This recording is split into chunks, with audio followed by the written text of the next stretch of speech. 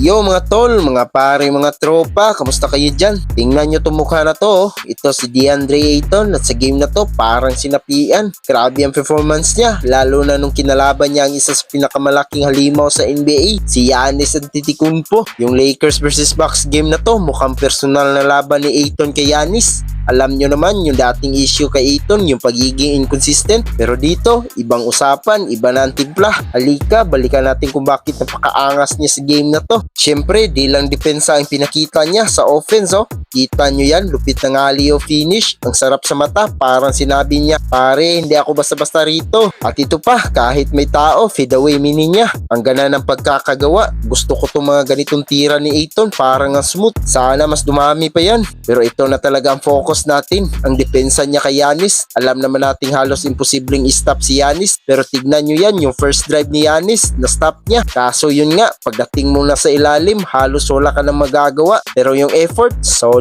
Ibang level na depensa yan mga bro. Alam niyang kailangan niya maging perfecto sa bawat galaw. Kita mo yung position niya. Ayaw niya ipadrive si Giannis. Yan ang tinatawag na outstanding defense. Ito pa, post up ni Giannis. Ayton walang atrasan. Ikinasa niya, oh, napakahusay niyang i-contest yung tira. Pinakita niya talaga yung grit at yung physicality niya. Hindi siya nagpatinag. Giannis drive, nakascore pa rin, pero Ayton ay nag-contest. Giannis nag-react. Pero syempre si Giannis yan, kahit anong bantay mo, pag gusto niya makascore, makakascore yan. Tignan nyo yung reaction ni Giannis, parang gusto niya sabihin, akin to. Pero yung laban ni Ayton, di mo maitatanggi. Nararamdaman niya yung presensya ni Ayton. Angas pagdating ng end of the first half. Tignan nyo tong play na to. Yung Lakers naghabol ng puntos. Yan si Ayton, nag-tip para mapanatili ang bola. Big time hustle. At sino nakascore? Si Austin Reeves. Kaso ang ganda ng play na yan. Nagpapakita lang na focus niya sa team win. Ayan, may moment na. Medyo may silly foul na tinatawag. Pero guys, yung reaction niya pagkatapos, yung frustration, yun yung gusto ko. Parang galit na galit siya sa sarili niya dahil sa foul. Yun yung emotion na parang nawawala sa kanya dati. Ngayon, lumalabas na. Ibig sabihin, gusto niya talaga manalo at maging best version niya. Speaking of hustle, nagre-rebound pa siya laban kay Giannis. Ang laking bagay niyan, pre. Bawat position, importante. Sa huli, 20 points, 10 rebounds at ilang malalaking defensive plays ang tinapos ni Ayton. Ang bottom line mga idol, kung consistent siyang maglaro ng ganito, na may ganitong emotion, may ganitong drive, magiging super huge siya para sa Lakers. Ito na ba yung DeAndre Ayton na matagal na nating hinihintay? Sana huwag na siyang bumalik sa pagiging inconsistent. Ano sa tingin niyo mga tropa? Kaya ba ni Ayton paniligan tong ganitong laro? Comment down below. Don't forget to like and subscribe. Peace out!